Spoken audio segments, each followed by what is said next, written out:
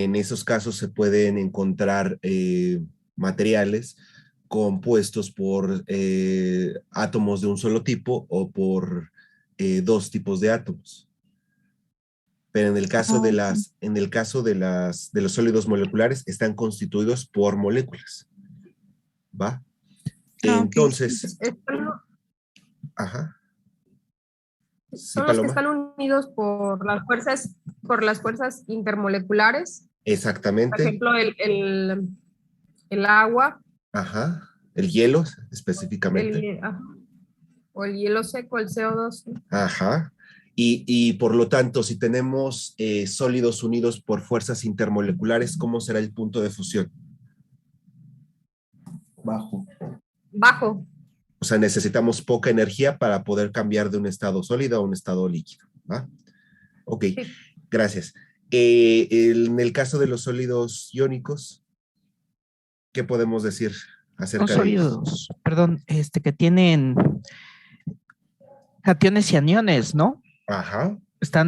Los cationes están en digamos, en los retículos de la red.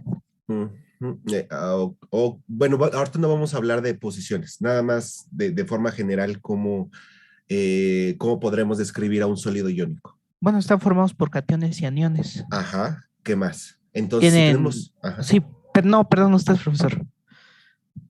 ok, o sea, los tienes formados por cationes y aniones. Entonces, ¿qué tipo de interacciones existen? ¿O los mantienen unidos? Son electromagnéticos, ¿no? No. Enlaces iónicos. Enlaces Enlaces iónicos. Enlaces iónicos, sí. Exactamente. Y por lo tanto, si tenemos enlaces, ¿cómo será el punto de fusión? Muy alto. Alto, Un poco, exactamente. Ajá. un poco más alto que las fuerzas intermoleculares. Exactamente, bastante más alto, porque ahora necesitamos romper esa fuerza electrostática que existe entre los aniones y los cationes que forman al sólido. Sí, y entonces esa fuerza es mucho más fuerte respecto a las fuerzas intermoleculares. Gracias a todos. Y bueno, por último, los sólidos atómicos, bueno, ya habíamos dicho que están formados por átomos que pueden ser de un mismo tipo o de diferente tipo, ¿no? Aquí, en el caso de los sólidos atómicos, habíamos dicho que existían tres subclasificaciones. ¿Alguien se acuerda de esas tres?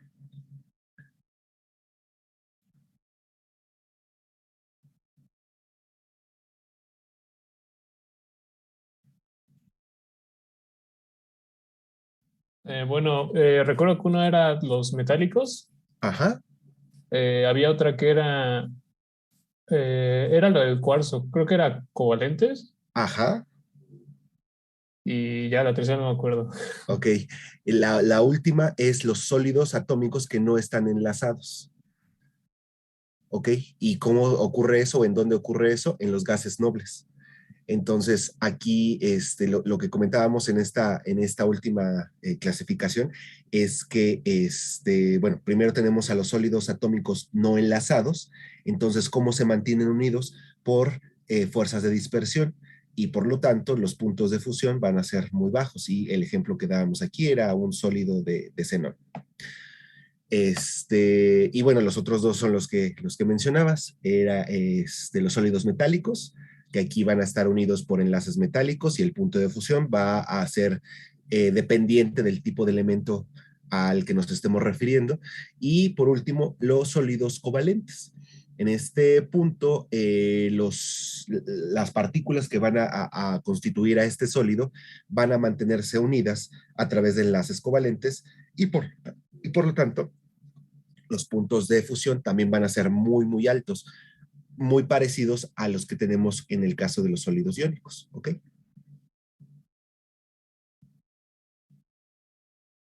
Ok, entonces ya, bueno, hablamos de los sólidos moleculares, están constituidos por moléculas, las fuerzas que los mantienen unidos son fuerzas intermoleculares como estas, y las propiedades van a depender del tipo de fuerzas que estén presentes, de la estructura de la molécula y de la estructura cristalina que se forme, y aquí veíamos los ejemplos, ¿no? Como ya había mencionado Paloma, el hielo seco y el yodo. Y algo muy importante es que la temperatura de fusión en la mayoría de estos sólidos iba a ser menor o igual a 100 grados centígrados. Ahora, en el caso de los sólidos iónicos, bueno, ya habíamos dicho que estaban formados por iones, pero también había algo muy importante aquí, que esos iones van a tener diferente tamaño. ¿Alguien se acuerda qué comentábamos respecto al tamaño en el caso de los sólidos iónicos?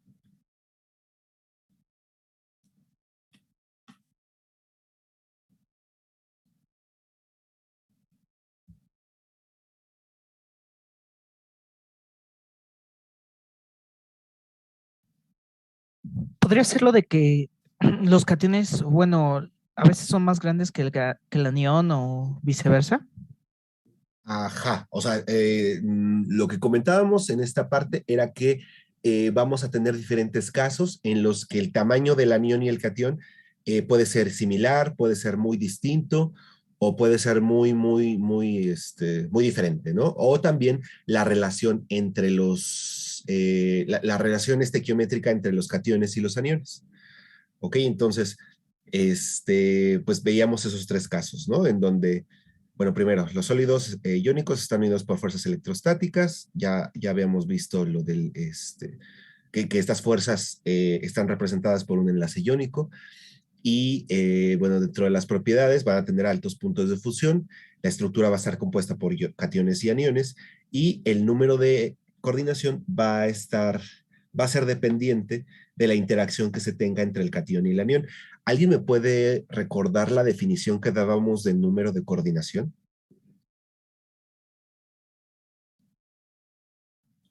Es el número de átomos vecinos. Ajá, es el número de partículas en general que van a estar van a estar cerca de una partícula específica y van a tener un contacto muy directo o una interacción muy directa. ¿Ok? Y aquí les hacía una pregunta. ¿Los sólidos iónicos conducen la electricidad? Si estamos hablando de que están unidos por fuerzas electrostáticas. Disolución. A ver, gracias, sí, no conducen la electricidad. A ver, Samuel González, ¿me puedes decir por qué no conducen la electricidad? Por favor. No hay electrones para que se pueda conducir, ¿no? No hay ¿cómo se dice? Un flujo de electrones. Exactamente, ¿no? Los electrones no están disponibles para que puedan fluir a través del sólido y por lo tanto no hay una conducción eléctrica. Sí, gracias, Samuel. Entonces, bueno, aquí veíamos que los cationes y aniones van a tener diferente tamaño. Entonces, aquí veíamos un ejemplo, el cloruro de sodio, donde las esferas en verde representan a los iones cloro, perdón, y las esferas en morado a los iones sodio. ¿Ok? Entonces, aquí veíamos que el tamaño entre uno y otro era muy distinto. En el caso del fluoruro de calcio, aquí el tamaño no es tan diferente, pero la relación entre las cargas que tienen el calcio y el flúor es distinta. Aquí en el cloruro de sodio tenemos una carga negativa del cloro, una carga positiva del sodio, pero aquí teníamos una carga negativa del flúor y dos cargas positivas del calcio. ¿Ok? Entonces, la forma en la que el sólido iónico va a estar constituido por los iones va a maximizar el número de coordinación que se puede obtener dentro de la estructura a un número máximo, ¿no? Y bueno, los iones se van a acomodar de cierta forma para que se pueda tener el mayor número de coordinación dentro del sólido. ¿Ok? Y bueno, aquí teníamos una relación donde comentábamos que si el tamaño de los iones era similar, el número de coordinación iba a ser máximo o mayor. Entonces revisamos diferentes casos. El primero era que los iones tenían un tamaño similar. Aquí tenemos al cloruro de cesio. Entonces, ¿cuál sería el número de coordinación del cesio pensando en esta estructura?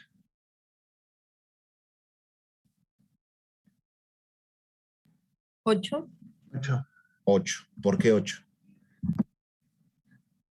Sus vecinos son 8. ¿Quiénes son sus vecinos? Los átomos de cloro. Los 8 átomos de cloro. Ok.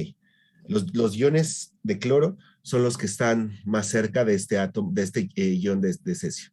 ¿Ok? Y bueno, aquí teníamos el tamaño del ion cesio y del ion cloro. Entonces el número de coordinación es 8 y la celda unitaria, ¿por cuántos átomos de cesio está constituida y por cuántos átomos de cloro está constituida? Por uno de cesio y uno de cloro. ¿Por qué uno de cloro? Porque es un octavo de cada átomo. Uh-huh.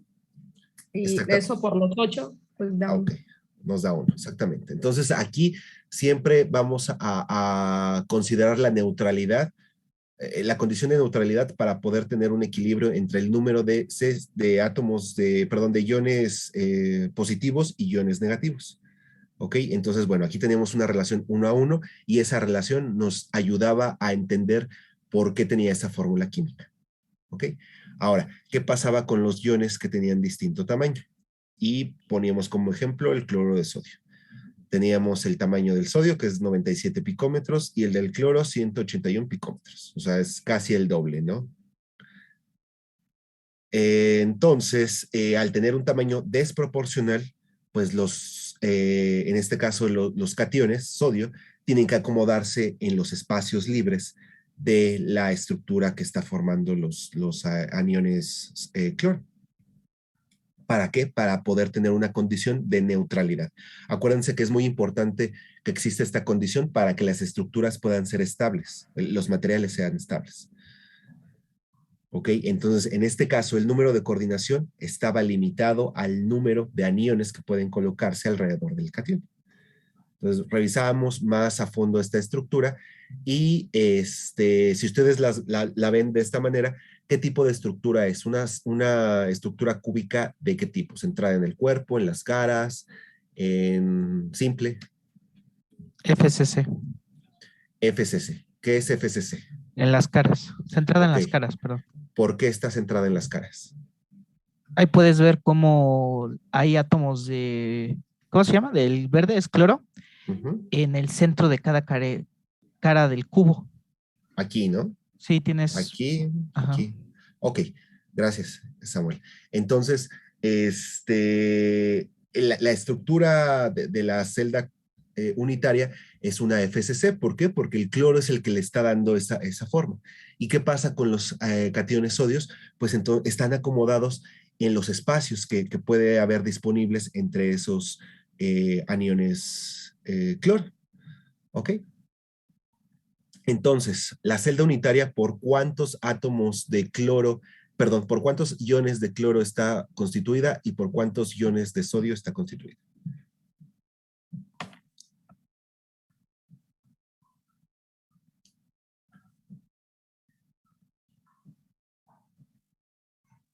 Ya sabemos que las partículas o los iones que están en las esquinas aportan 1/8 de su volumen para el volumen dentro de la celda cúbica, ¿no? Entonces vamos a tener un átomo por estos 8 iones, perdón,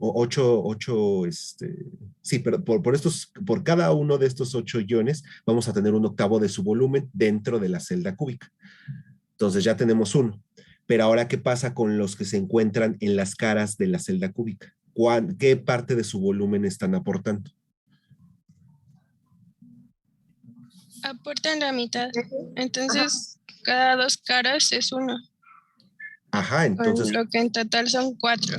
Ok, serían 4 iones cloro, son los que están dentro de la estructura cúbica.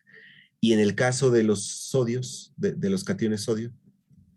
Ahí también son 4, solo que aportan 1 en medio y todos los demás aportan 1/4.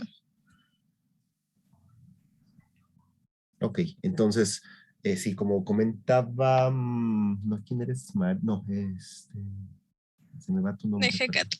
Hecato. Exactamente, ¿no? Entonces, vamos a tener, en el caso de los aniones, 8 aniones en cada una de las esquinas del cubo, y cada uno va a aportar 1/8 del volumen dentro de ese cubo, y además vamos a tener un ion en cada una de las caras de ese cubo. Entonces tenemos 6 caras, 6 iones, y cada uno va a aportar la mitad, ¿no? Entonces de esta manera obtenemos 4. En el caso de los cationes, vamos a tener un catión central, que es el que va a aportar su volumen completo, por eso este 1, y vamos a tener 12 que van a aportar únicamente un cuarto. Entonces al realizar esta operación vamos a tener 4, ¿no? Entonces, nuevamente tenemos una relación 1 a 1 y esto nos da la fórmula química del compuesto. Otro tipo de materiales o de sólidos que tienen esta estructura son todos estos, ¿no? El fluoruro de litio, el cloruro de potasio, el bromuro de potasio, el cloruro de plata, el óxido de magnesio y el óxido de calcio. ¿Qué pasa, por ejemplo, en el óxido de calcio? ¿Cuál es la carga que está aportando el oxígeno y cuál es la carga que está aportando el calcio? El oxígeno 2 menos y el calcio 2 más. Exactamente. Y es por eso que podemos tener una relación 1 a 1. ¿Por qué? Porque la carga entre estos dos es la misma. ¿Ok? Una positiva, una negativa. Bueno, una carga es positiva, una es negativa. Cada uno tiene 2. Entonces, de esa manera se obtiene la condición de neutralidad.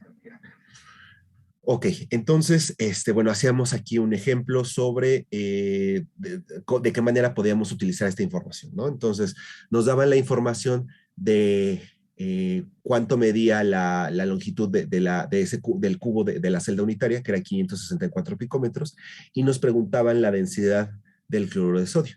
Entonces, aquí, ¿qué necesitábamos para poder conocer la densidad? Si nosotros sabemos la definición de densidad. El volumen. Su masa. Ok. El volumen. El volumen de dónde lo vamos a obtener. De la celda, ¿no? De este dato que nos están dando y qué otra información necesitamos. La masa molecular del cloruro de sodio. Ok, las masas atómicas y qué otra cosa. Número de átomos por celda y el número de Avogadro.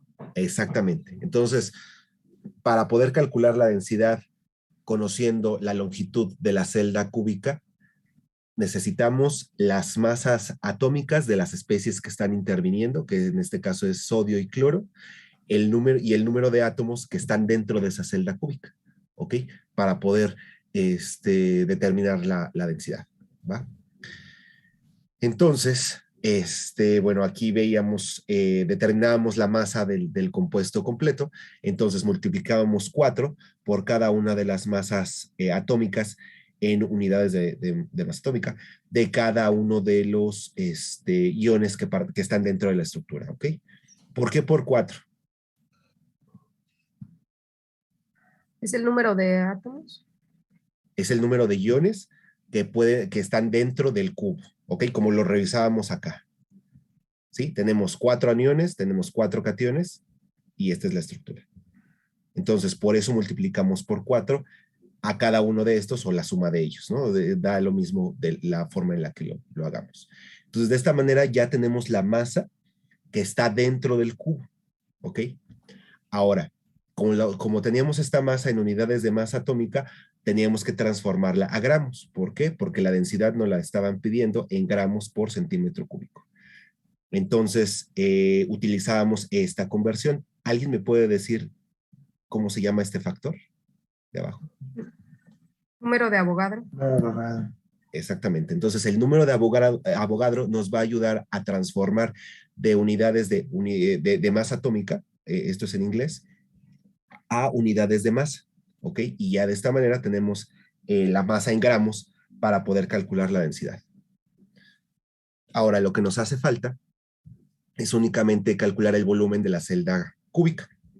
Entonces, como es un cubo, pues únicamente elevamos al cubo la longitud que nos están dando como dato y hacemos la conversión de picómetros cúbicos a centímetros cúbicos. Entonces, utilizamos esta serie de cálculos y ya tenemos el volumen de la celda.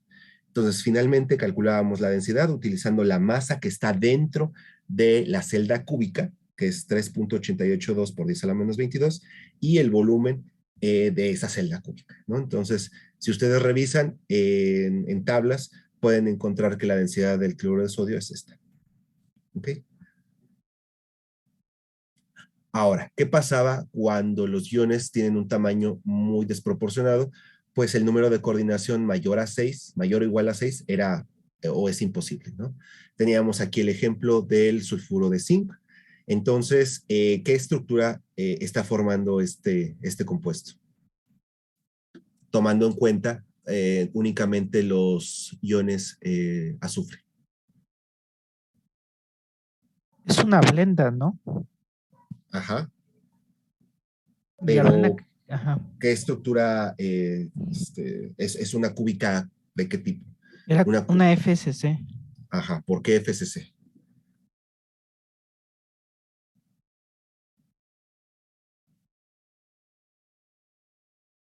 ¿Cómo podemos definir que es una FCC? Porque del sulfuro están en las caras y los del zinc están en los huecos, ¿no? Bueno, en los espacios. Exactamente, ¿no?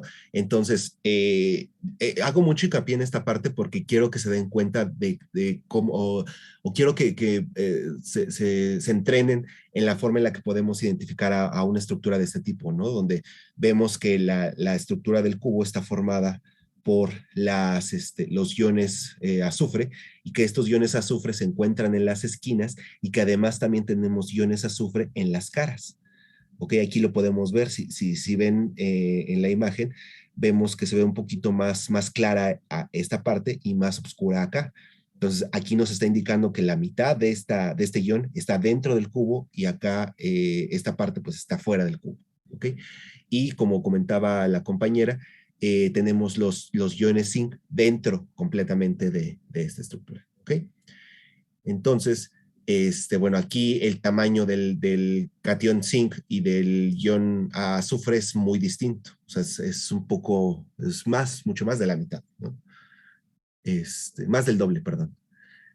Y aquí el número de coordinación es de 4. ¿Alguien me puede decir por qué es de 4 el número de coordinación?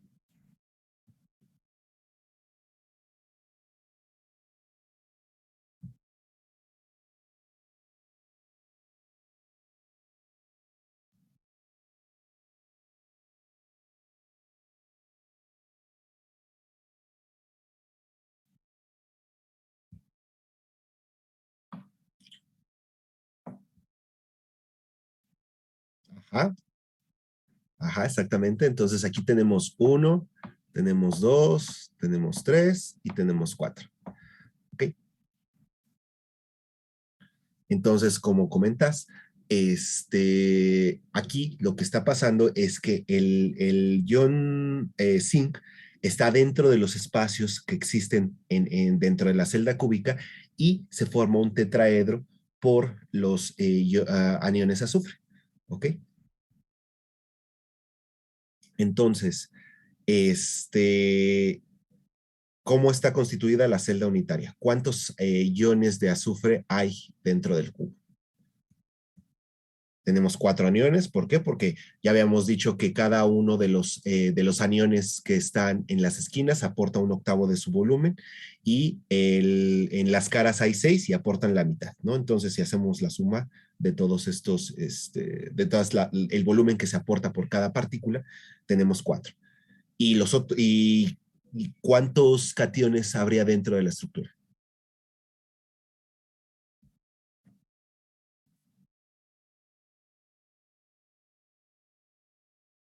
A ver, Néstor. 4. 4. Bueno, ok, gracias. Ok, sí, creo que, bueno, no sé quién contestó.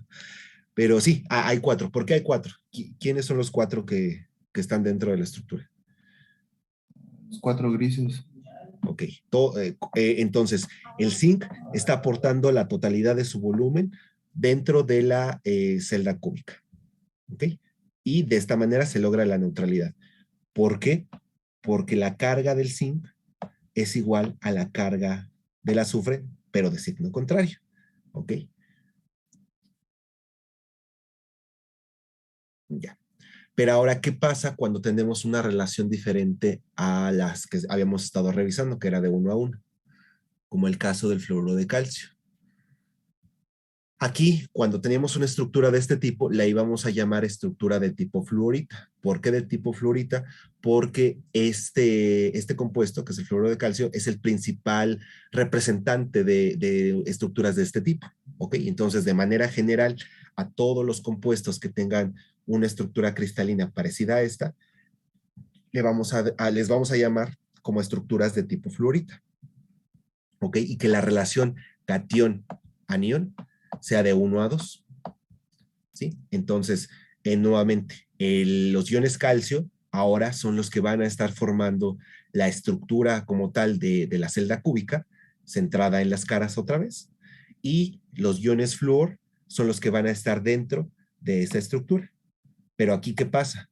Como la carga del calcio es de 2 más y la del flúor es de 1 menos, pues ahora para poder llegar a una condición de neutralidad, necesitamos 8 iones flúor para poder compensar las cargas que están aportando los iones calcio. ¿Sale? Y aquí veíamos cómo calculábamos la cantidad de aniones y de cationes en esta estructura, ¿no? Entonces, en el caso del flúor, cada uno de ellos va a aportar el volumen completo su volumen completo a el volumen de la celda cúbica, ¿ok? Por eso aquí hacemos la suma de todos, ¿no? Y los cationes, bueno, como ya dijimos que ellos están formando una estructura cúbica centrada en las caras, entonces ya vimos que las esquinas aportan 1/8 y las caras aportan 1/2. Y entonces aquí tenemos una relación 1 a 2, que sería por cada catión va a haber 2 aniones. ¿Y qué tipo de estructuras en qué otro tipo de materiales podemos encontrar esta estructura? Pues en el fluoruro de fósforo, en el fluoruro de estroncio y en el cloruro de bario. ¿Y qué pasaba cuando la relación era distinta o era inversa? Ahora teníamos 2 cationes y un anión. Pues teníamos una estructura de tipo antifluorita. ¿Por qué? Porque la relación es distinta a la de acá. Y bueno, aquí veíamos el ejemplo del óxido de sodio y teníamos la representación de este sólido, ¿no? Entonces ahora los iones oxígeno son los que iban a formar la estructura del cubo, mientras que los iones sodio son los que se iban a acomodar dentro de la estructura cúbica para llegar a esta condición de neutralidad. ¿Ok? Y la forma de calcular el número de iones dentro de la celda unitaria es el mismo, ¿ok? Pero ahora, en lugar de que los cationes, de que los aniones aporten el total de su volumen, ahora los cationes, que es el sodio, son los que van a aportar la totalidad de su volumen, ¿ok? ¿Puedes regresar un segundito a la anterior? Todavía ¿Esta? otra. No, la otra. La anterior. Ahí está. Gracias. ¿Ya? Ok. Listo. Excelente. Y bueno, ahora, de los sólidos metálicos, ¿qué platicábamos en general? Bueno, ya habíamos dicho que estaban formados por átomos, ¿no?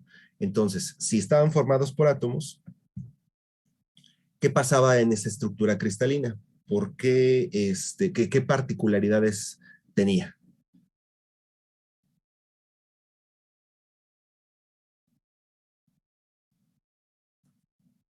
Si hablábamos del enlace metálico, ¿qué pasaba con los electrones?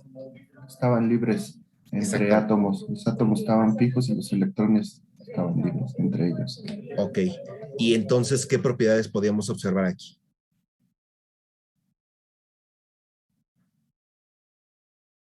Que eran buenos conductores de calor, malos conductores de calor, buenos conductores de electricidad. Buenos conductores de calor y electricidad. Exactamente, ¿no? Por la movilidad de los electrones dentro de la estructura cristalina. Ahora, aquí una pregunta. ¿Todos los sólidos metálicos van a cristalizar bajo el mismo tipo de celda? ¿O vamos a tener el mismo tipo de celda unitaria en todos los sólidos metálicos? No necesariamente. Exactamente, ¿no?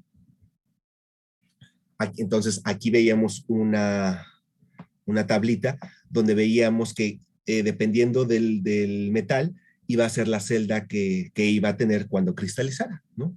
Entonces, veíamos que algunos iban a tener una celda hexagonal compacta, otros una FCC, otros una BCC y otros otro tipo de estructuras, ¿no? Y aquí revisábamos cuáles eran. En el caso del manganeso iba a tener una estructura cúbica simple, en el galio una estructura ortorrómbica, en el indio y el estaño una tetragonal, y en el caso del mercurio, una romboedral, ¿sí? Entonces, ¿de qué va a depender el tipo de estructura en la que cristalinen los metales? Pues simplemente de la naturaleza del metal, del tamaño del núcleo, de la cantidad de electrones, o sea, hay varios factores que van a determinar la forma en la que los metales puedan cristalizar. ¿Ok? ¿Y qué pasaba con los sólidos covalentes? Bueno, estaban formados por átomos que pueden ser del mismo tipo o diferentes. Había un enlace covalente. Los puntos de fusión son muy altos. Y bueno, ya veíamos, ¿no? Que pueden estar formados por un tipo de átomo o por dos tipos de átomos diferentes. Y se presenta esta propiedad del polimorfismo. ¿Alguien se acuerda cómo definíamos el polimorfismo? Como tienen diferentes estructuras cristalinas, un mismo compuesto o elemento. Exactamente, ¿no? Entonces, decíamos que son sólidos que pueden estar compuestos por el mismo tipo de átomos, pero van a cristalizar de forma distinta. ¿Y cuál era el ejemplo aquí que mostrábamos? Carbón. El carbón. ¿Qué pasa con el carbón? Tenemos la estructura del grafito y del diamante. Ajá. El grafito tiene enlaces sp2 y el diamante tiene enlaces sp3. Ok, entonces ahí ya estás hablando de algo muy importante, ¿no? El sólido va a cristalizar de acuerdo al tipo de hibridación que presente el átomo de carbono, ¿ok? Entonces, aquí la hibridación que presenta los átomos de carbono en el grafito son distintas a la hibridación que va a presentar el átomo de carbono en el caso del diamante. Y entonces, de esa manera, al tener estructuras cristalinas distintas, las propiedades también van a ser completamente distintas. Entonces, aquí revisábamos más especialmente este caso y, bueno, ya como comentaba el compañero, en el caso del grafito, la hibridación que estamos viendo en los átomos de carbono es una sp2, ¿no? Y en esta representación que les puse acá, veíamos que la hibridación sp2 iba a formar 3 tipos de enlace y por eso iba a haber un ángulo de 120 grados entre cada uno de ellos, ¿no? Entonces, esta esfera es un átomo de carbono y aquí va a haber un enlace sp2, otro enlace sp2 y otro enlace sp2, ¿no? Pero, ¿qué pasaba? Que teníamos un orbital pz sin hibridar y entonces ese orbital pz nos iba a dar un doble enlace.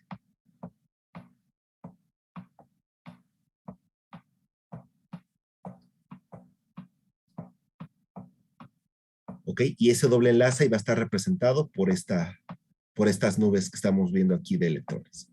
¿Ok?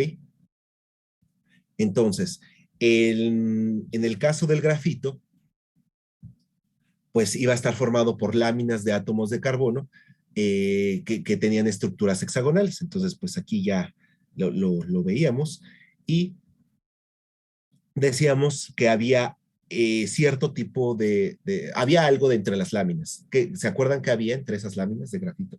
¿O qué hay dentro de las láminas de grafito?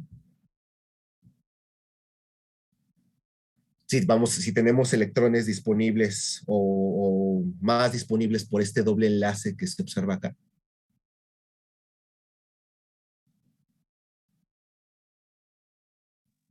Sí, por la hibridación de sp2 vamos a tener un electrón libre en pz y entonces entre las láminas va a haber conducción de electricidad. Ajá, Pero ¿qué ibas a observar entre las láminas? O sea, van a estar esos electrones, pero al haber electrones, ¿qué otro tipo de fenómeno se puede presentar? Fuerzas de dispersión. Exactamente, y va a haber fuerzas de dispersión entre esas láminas. ¿Ok? Y como ya comentaba el compañero, pues al haber también electrones pi por ese orbital p que no está híbrido, entonces el grafeno iba a tener una excelente conducción de electricidad. ¿Ok? Entonces aquí teníamos un esquema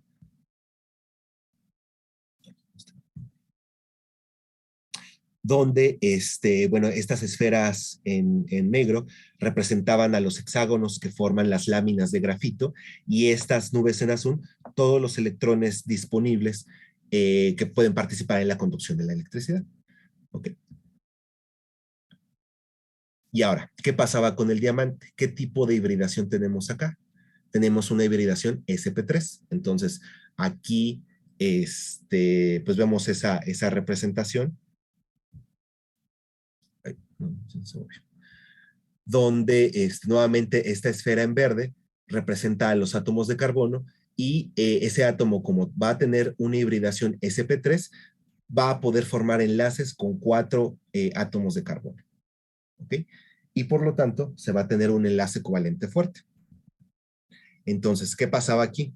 Que los electrones van a estar confinados en esos enlaces y por lo tanto, la conducción de electricidad va a ser nula. ¿Ok?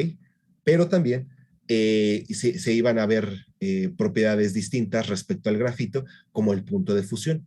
Aquí, ¿por qué el punto de fusión es mucho más alto que el del grafito? Bueno, aquí no puse el dato del grafito, pero pues todos sabemos por experiencia que el grafito pues puede fundir a una menor temperatura. Pero ¿por qué el punto de fusión en el diamante es mucho más alto que acá? Por el tipo de enlace, ¿no? Ok, pero ¿qué pasa ahí? Pues es un enlace covalente más fuerte. Ajá, ¿y qué más? Pues están más unidos, entonces es más difícil romper, ¿cómo se llama? El enlace, el orden que tienen. Exactamente, ¿no? Aquí lo que pasa es que todos los electrones van a estar concentrados en los 4 enlaces, mientras que acá va a haber electrones entre las láminas y entonces vamos a necesitar menos energía para poder pasar de un estado sólido a un estado líquido o gaseoso. ¿Por qué? Porque ahora el sólido va a estar unido también en parte por fuerzas de dispersión. ¿Ok? Entonces, como acá tenemos puros enlaces covalentes, pues necesitamos más energía para poder romper esos enlaces covalentes y pasar a un estado líquido o gaseoso que acá, porque acá necesitamos romper únicamente 3 enlaces y vencer estas fuerzas de dispersión que son débiles. ¿Okay? Entonces aquí ya estamos enlazando un poquito todo lo que ya vimos o vieron también con el doctor Agileo, ¿no? Respecto a los enlaces y respecto a las fuerzas intermoleculares. Y aquí, bueno, también ya habíamos dicho esta parte de la conducción de la electricidad, pero que a pesar de que no conducía la electricidad, iba a ser un excelente conductor de calor. Ahora, ¿qué pasaba con los sólidos covalentes formados por otros elementos como los silicatos? Bueno, en el caso de los silicatos, pues están formados por silicio y oxígeno, y estos van a formar enlaces, una red covalente, ¿no? Pero aquí solamente íbamos a encontrar enlaces sigma o hibridaciones sp3. ¿Por qué? Porque los átomos de silicio van a ser mucho más grandes que los átomos de carbono. Entonces, al ser el átomo de silicio mucho más grande, no se va a permitir un solapamiento de los orbitales p, como en el caso del grafito. ¿Ok? Como el átomo de carbono es más pequeño, aquí se puede formar un enlace doble al solapar el orbital p que no está híbrido. Pero en el caso del silicio, no se puede, porque el átomo es mucho más grande. ¿Ok? Entonces, como no se va a poder formar un doble enlace, pues íbamos a ver únicamente enlaces sigma y estos enlaces sigma iban a formar un tetraedro teniendo al átomo de silicio en la parte central. ¿Ok? Entonces, si nosotros observábamos a este tetraedro Ahora, en una estructura de Lewis, ¿qué ocurría? ¿Qué pasa en esta estructura de Lewis? Disculpe, Ajá. ¿puede explicar otra vez por qué no hay solapamiento en los orbitales P? ¿Por qué, perdón?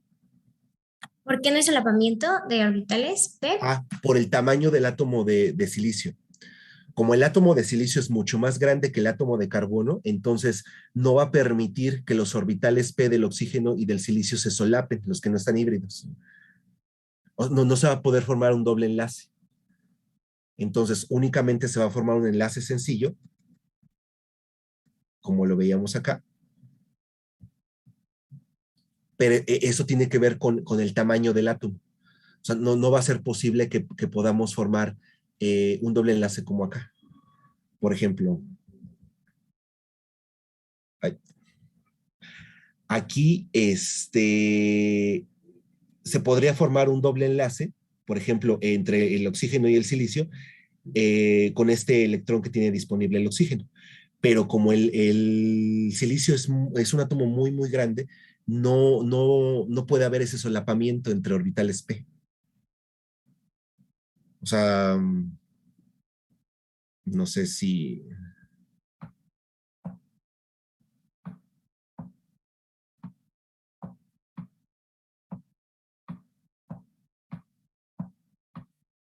Entonces, bueno, aquí vamos a pensar que están todos los demás orbitales, todos los P, ¿no?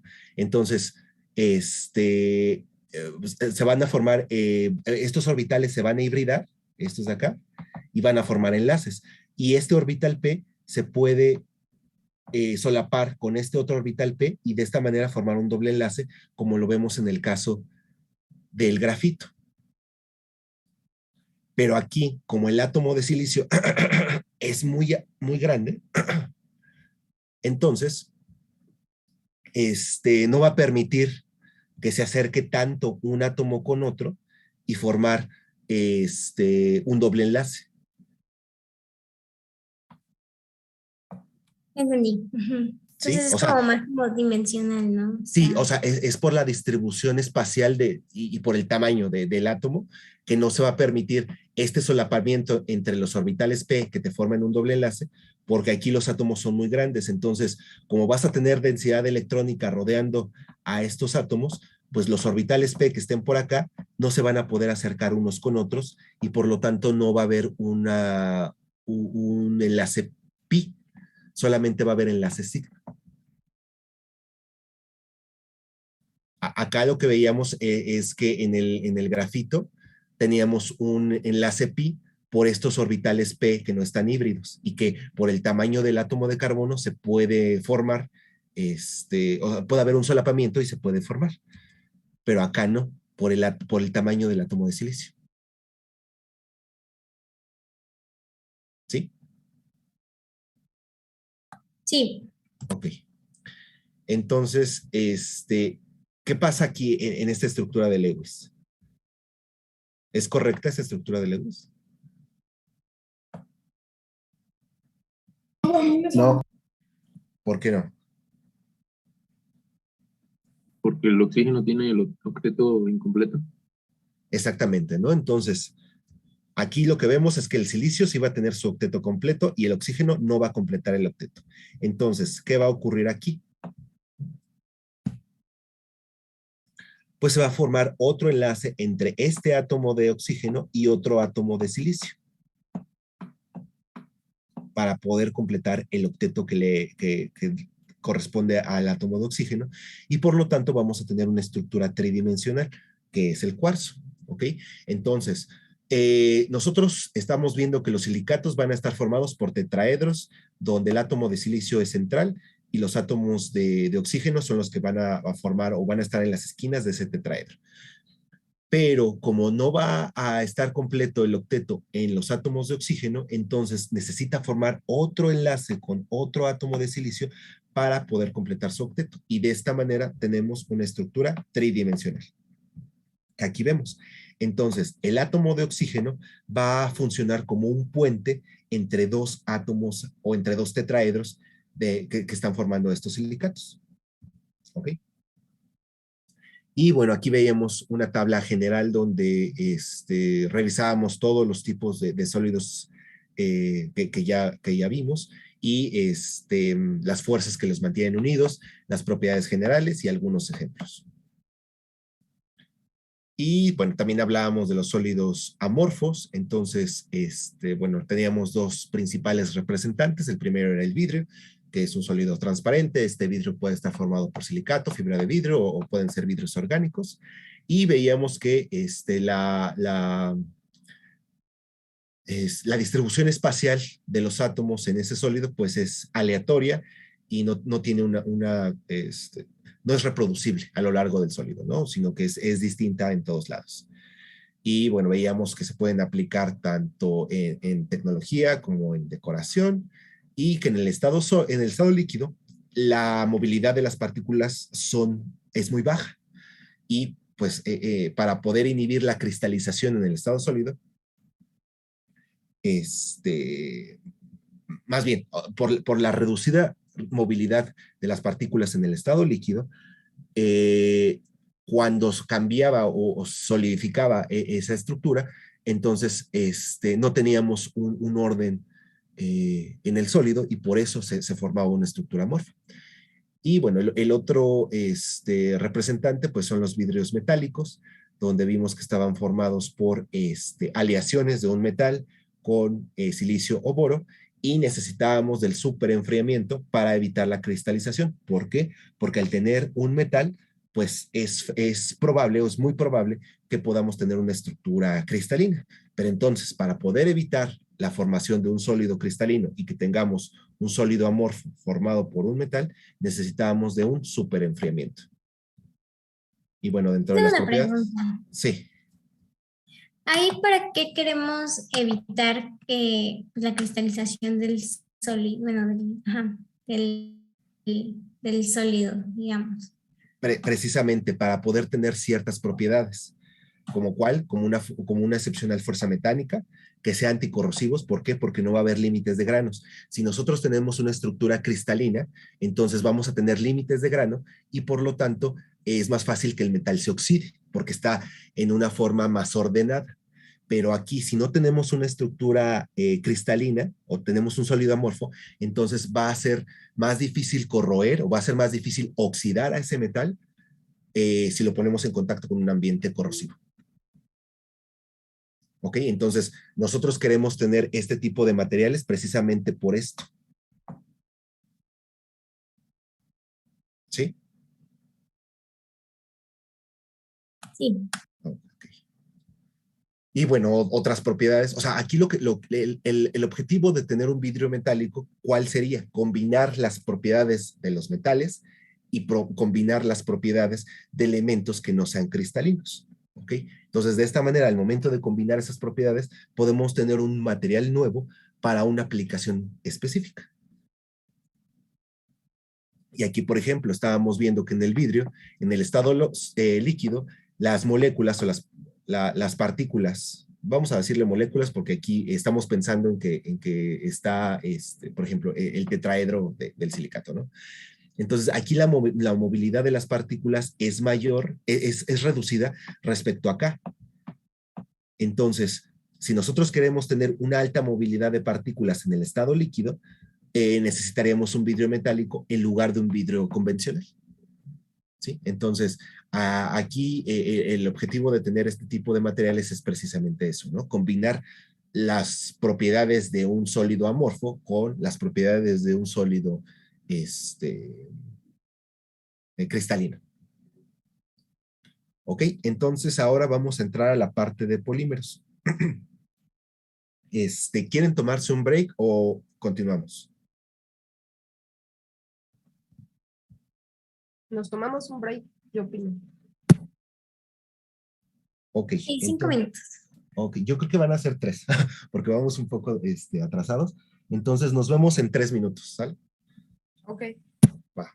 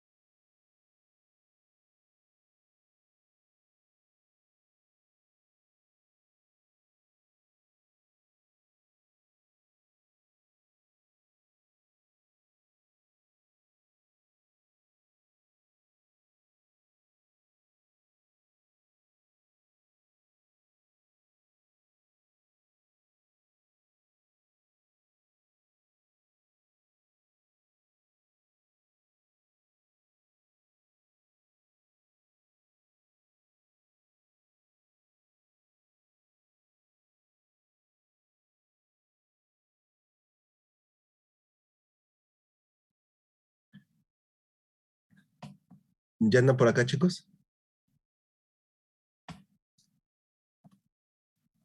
Sí. ¿Sí? Sí. Entonces, vamos a continuar ahora con la parte de polímeros. Entonces, bueno, ya vimos toda una sección de sólidos inorgánicos, pero ahora vamos a ver qué pasa con los sólidos orgánicos. Ok, entonces vamos a dar un repaso así muy rápido de química orgánica antes de comenzar con la parte de polímeros para que todos podamos estar en el mismo nivel, ¿sale? Entonces vamos a comenzar con los hidrocarburos. Entonces, ¿qué son los hidrocarburos? Pues son compuestos que únicamente van a tener carbono e hidrógeno, ¿ok? Entonces, aquí lo podemos clasificar en 4 grandes grupos: los alcanos, los alquenos y los alquinos.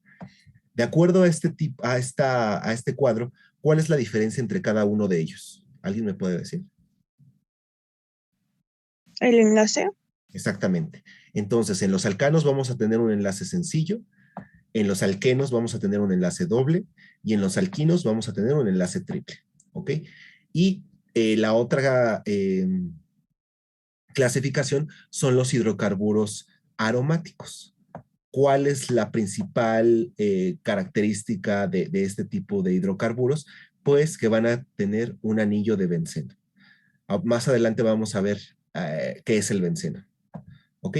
Y bueno, estos 3 grupos que vimos antes, también podemos llamarlos hidrocarburos alifáticos. ¿Por qué? Porque van a estar formando cadenas y aquí los hidrocarburos aromáticos van a estar formando compuestos cíclicos o compuestos cerrados. ¿Sí?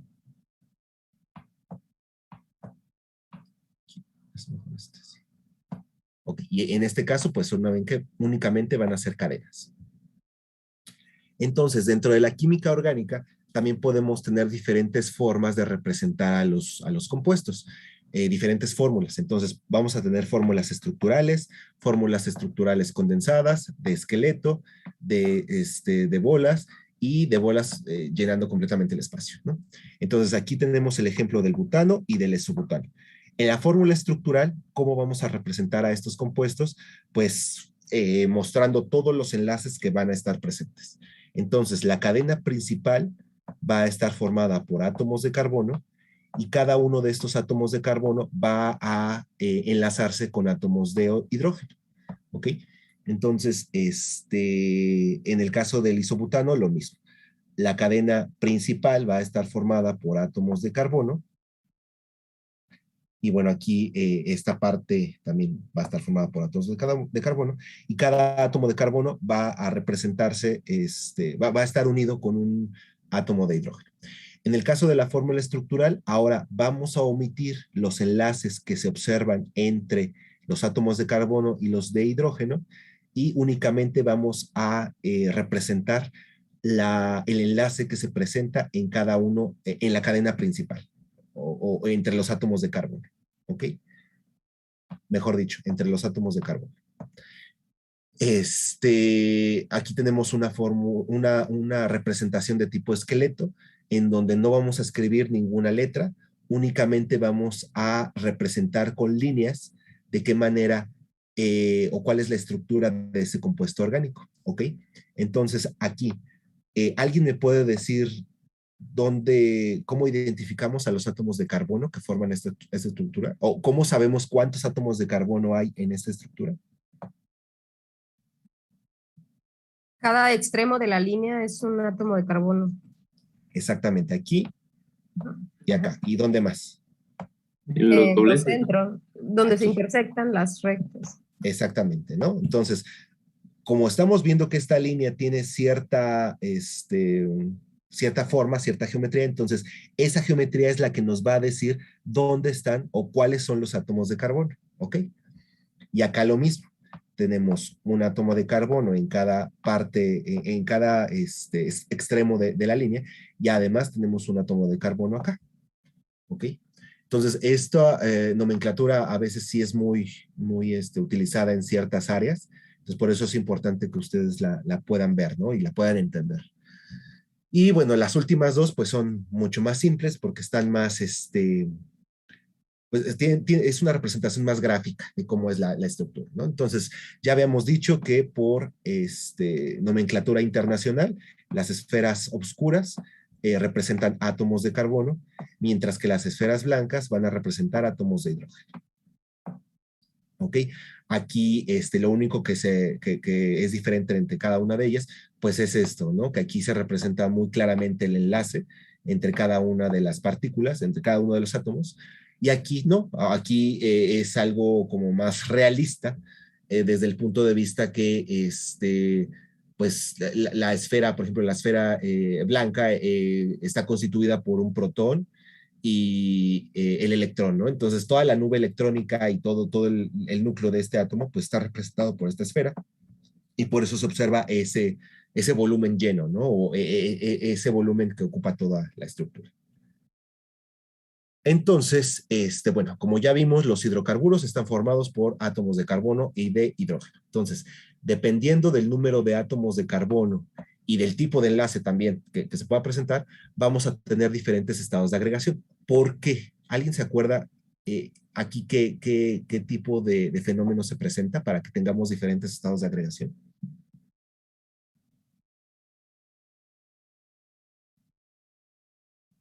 Lo de las fuerzas intermoleculares. Exactamente, ¿no? Entonces decíamos que dentro de las fuerzas intermoleculares hay un tipo de fuerzas que son las de dispersión de London, y ese tipo de fuerzas van a verse afectadas por diferentes factores, ¿no? Dentro de los factores estaba el peso, la masa del compuesto y el área superficial, ¿no? La distribución geométrica que iba a tener la molécula para tener una mayor área superficial o área de contacto entre ellas, y eso va a interferir en la fuerza de dispersión del London, ¿no? Entonces, bueno, aquí, dependiendo de la cantidad de átomos de carbono, van a ser el estado de agregación que tengamos de esos hidrocarburos y también el uso que le vamos a dar, ¿ok? Entonces ahora... Okay. ¿Sí? Y que esto también era a condiciones normales, ¿no? De presión y temperatura. Más o menos 25 grados centígrados. Sí, exactamente, ¿no? Teníamos que dar las condiciones ambientales a las que estaba expuesto el compuesto para poder también definir este estado de agregación, ¿no? O sea, aquí, como dices, este estado está dado en ciertas condiciones, ¿no? De temperatura ambiente, de 25 grados, y la presión de una atmósfera. Pero si nosotros cambiamos esas condiciones, pues aquí el estado de agregación va a ser distinto, ¿no? Entonces, bueno, aquí ya vemos la clasificación de estos hidrocarburos. Entonces tenemos aquí a los alcanos. El tipo de enlace va a ser un enlace simple y va a haber una fórmula general que nos va a ayudar a poder construir la estructura de ese hidrocarburo, ¿ok? Entonces, aquí únicamente estamos hablando de alcanos sin ninguna otra cosa, ¿no? Únicamente carbono e hidrógeno. Entonces, tenemos esta fórmula, y esta fórmula nos va a ayudar a decir cuántos átomos de carbono vamos a tener y cuántos átomos de hidrógeno también van a existir en la estructura. Entonces, vamos a revisar esto. Aquí tenemos el ejemplo del etano. El etano tiene 2 átomos de carbono, ¿ok? Entonces, para poder saber cuántos átomos de hidrógeno sin tener que dibujar esta estructura, utilizamos esta fórmula. Entonces vamos a corroborar que la fórmula concuerda con la estructura que estamos viendo acá, ¿no? Entonces tenemos 2 átomos de carbono, y ¿cuántos átomos de hidrógeno tendríamos? Tendríamos 2 por 2, 4, más 2 son 6. Entonces, si nosotros revisamos la estructura representada en esta parte, vemos que van a ser 6 átomos de hidrógeno. 1, 2, 3, 4, 5, 6. Entonces, estas fórmulas nos van a ayudar principalmente a determinar la cantidad de hidrógenos cuando tengamos estructuras muy grandes, como en el caso de algunos polímeros, ¿ok? Entonces, aquí, conociendo la cantidad de carbonos, podemos calcular la cantidad de hidrógenos debido a que conocemos el tipo de enlace que va a estar presente en ese compuesto, ¿ok? Entonces, en el caso de los alquenos, igual, va a haber, van a estar formados por dobles enlaces, y estos dobles enlaces puede ser uno o pueden ser más, los que se presenten dentro de la estructura, ¿no? Entonces, en este caso también vamos a tener una fórmula genérica, y bueno, aquí tenemos el ejemplo. En el caso de los alquinos, lo mismo. Ahora el enlace va a ser triple. Pueden presentarse uno o más enlaces triples. Y esta es la fórmula genérica. Y aquí tenemos la representación del compuesto más simple, ¿no? Y bueno, aquí vemos algunos alquenos, algunos ejemplos de alquenos. Entonces tenemos al eteno. Esta es la fórmula que va a tener este compuesto, siguiendo la fórmula genérica que revisamos en la tabla anterior. Aquí tenemos la estructura representada de forma más desarrollada, y aquí la estructura condensada. ¿Ok? Entonces tenemos el eteno, que va a estar formado por 2 átomos de carbono. El propeno, 3 átomos. El buteno, 1 buteno por 4. El 1 penteno, 5. ¿Por qué? ¿Alguien me puede decir por qué estamos especificando aquí este número?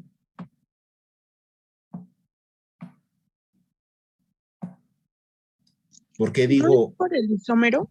Por los isómeros, bueno, su diferente forma de expresar Es la posición. La posición del doble enlace. Exactamente, ajá, ¿no?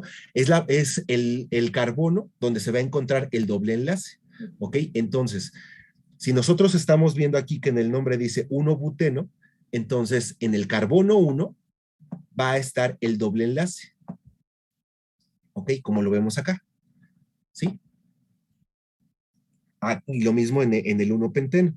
El doble enlace se va a encontrar en el primer carbono, ¿ok?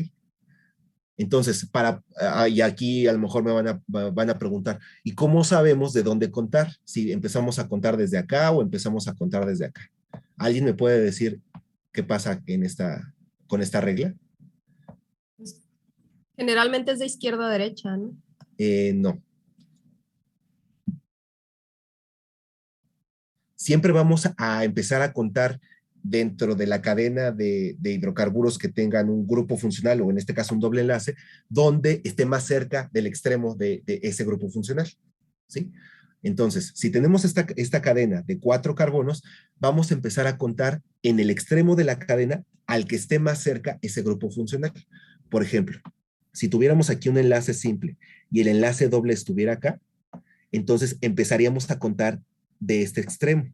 ¿Por qué? Porque el enlace doble está más cerca de este carbono, que es el carbono terminal. Si, por ejemplo, el doble enlace se encontrara de este lado, entonces empezaríamos a contar de esta forma, desde este carbono, a partir de acá, ¿sí? Entonces, aquí a lo mejor es por el tipo de elementos que están formando la cadena, puede ser ambiguo que diga, ay, bueno, yo tengo un doble enlace aquí, pero va a ser igual a la estructura de acá, ¿no? Pero si, por ejemplo, tenemos una estructura mucho más larga, con más dobles enlaces, por ejemplo, que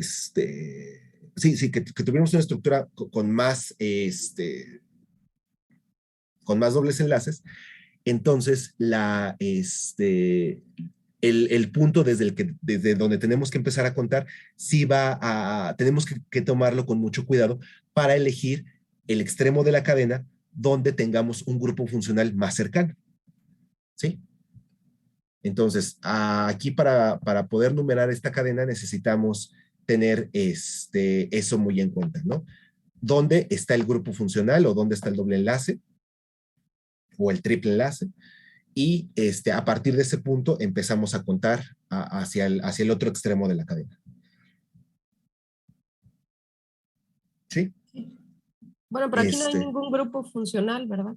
No, bueno, sí, es que no sé exactamente cómo, bueno, es como todavía no llegamos a esa parte, no quisiera ahondar mucho en eso, pero si lo hubiera, sería así, ¿no? Exactamente, ¿no? O sea, dependiendo del grupo funcional, o del doble, vamos a tomar el ejemplo de los alquenos.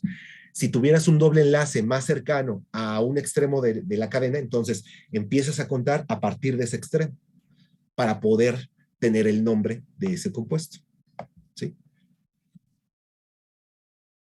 Obviamente, bueno, o sea, le estamos revisando muy rápido esta parte de química orgánica. O sea, si ustedes quisieran entender la química orgánica, necesitarían un curso de 2 años para poder, tener poder entender muchas cosas, ¿no? Entonces, aquí lo único que trato de hacer es que ustedes puedan tener algunas nociones de la química orgánica para que puedan entender ahora la parte de los polímeros, ¿sí? Y a lo mejor los nombres que vayan a ver en los polímeros. Pero seguramente en cuanto entren a la maestría o si ya los que ya están en el doctorado, van a poder tomar alguna clase más especial donde puedan revisar con más cuidado estas consideraciones, ¿sí? Entonces, ahorita no se estresen mucho por esta parte de los nombres y demás, únicamente traten de entender un poquito todas estas reglas que existen en la química orgánica. ¿Sí? O sea, entonces, en resumen, ¿por qué era el 1? El 1, porque en el carbono 1 va a estar el doble enlace. Si aquí nosotros, por ejemplo, escribiéramos 2-buteno,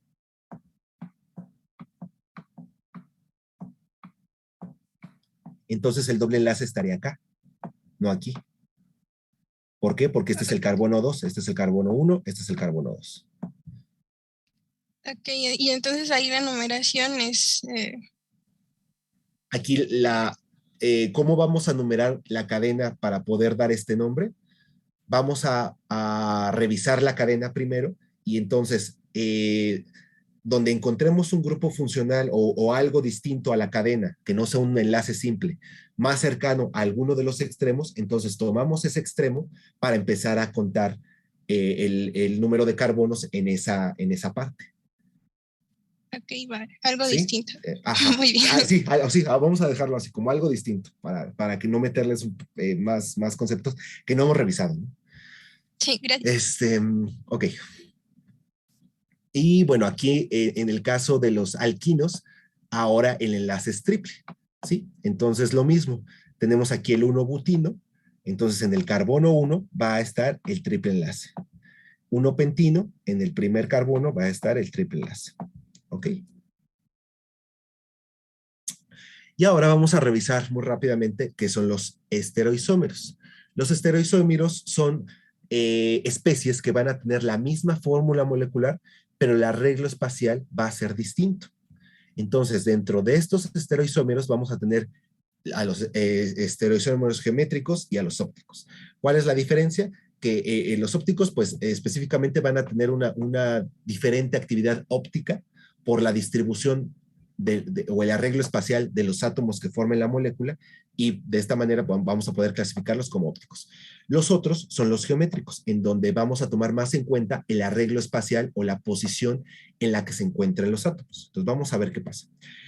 En el enlace sencillo, donde tenemos una hibridación sp3, la rotación de las moléculas va a ser permitida, ¿no? Entonces aquí tenemos el diclorometano. Entonces, aquí tenemos un átomo de carbono, otro átomo de carbono, y ese átomo de carbono está unido a 2 átomos de cloro, ¿ok? Las esferas en verde son los átomos en cloro. Entonces, ¿qué pasa? Esta molécula puede girar libremente. ¿Por qué? Porque podemos tener aquí a los átomos de carbono y aquí a los de cloro. ¿Sí? Al existir este enlace simple, le va a permitir a la molécula girar. Acuérdense que la materia no es estática, sino que está en continuo movimiento. Entonces, la molécula se puede encontrar de esta manera o se puede encontrar de esta forma y no pasa nada. ¿Por qué? Porque tenemos un enlace sencillo. Pero ahora, ¿qué pasa cuando tenemos un enlace doble? Y ahora la hibridación del carbono es sp2. Pues entonces la rotación de la molécula no es permitida. Y vamos a tener estos dos casos, ¿no? En este caso, tenemos al dicloroeteno, que va a estar formado por 2 átomos de cloro, y aquí, ¿cuál es la diferencia? La distribución o la posición que van a tener los átomos de cloro, ¿sí? En este primer caso, vamos a tener a los 2 átomos de cloro en esta parte, mientras que en este caso los átomos de cloro van a estar en diferente posición, ¿ok? Entonces, ¿alguien me puede decir por qué aquí el doble enlace no permite la rotación de la molécula?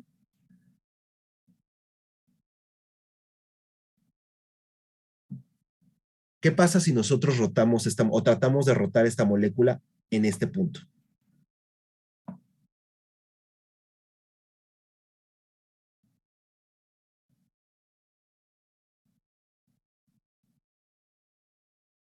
Se rompería el doble enlace, ¿no? Porque acuérdense que aquí la hibridación sp2, ¿qué pasa? Tenemos 3 orbitales híbridos y hay un orbital pz que no está híbrido, que es el que está formando este doble enlace. Entonces, si nosotros, y acuérdense que teníamos aquí el carbono, y los orbitales p son los que están en el eje z, ¿no? Entonces, cuando se acerca un átomo con otro, hay un solapamiento de este orbital con otro, con este otro. Y entonces, ¿qué ocurre?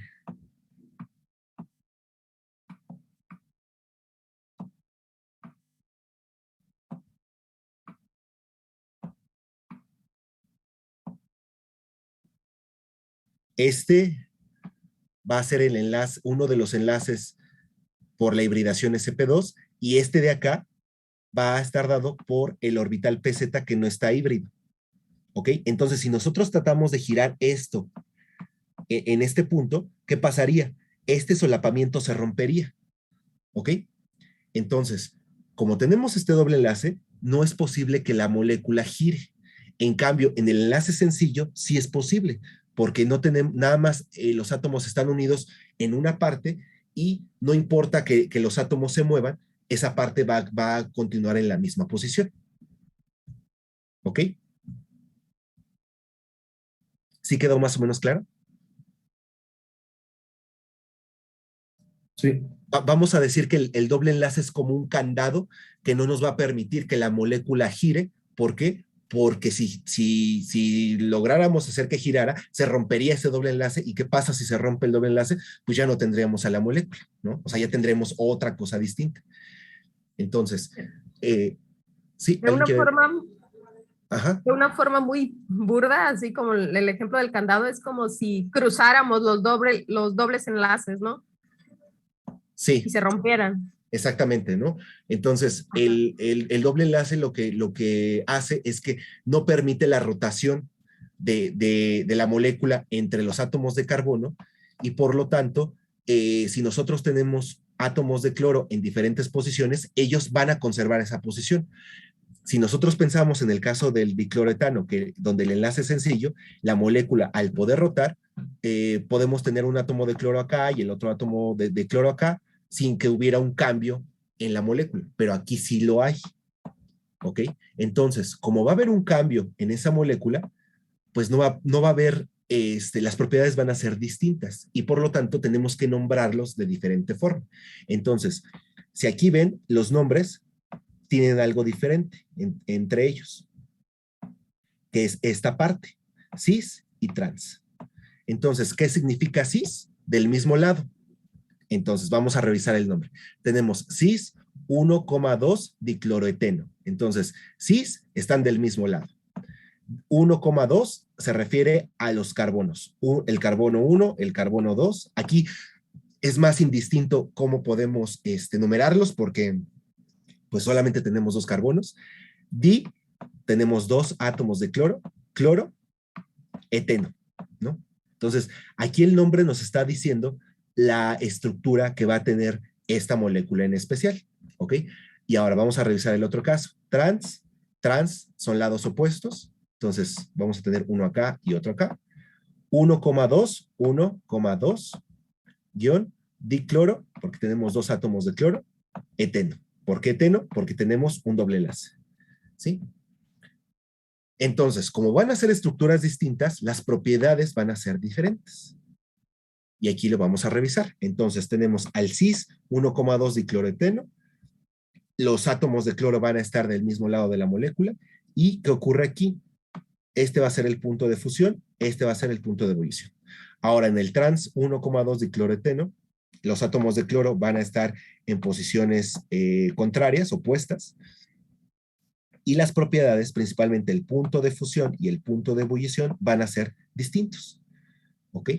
Entonces, estas propiedades están ligadas ¿a qué? A la distribución espacial de estos átomos de cloro específicamente, y además a que se presenta este doble enlace que no permite la rotación de la molécula. ¿Ok?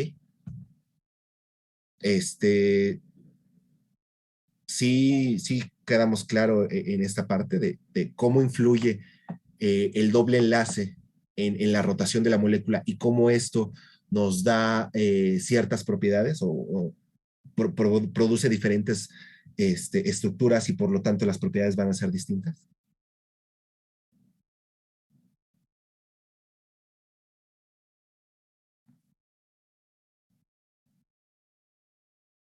¿Sí? ¿No?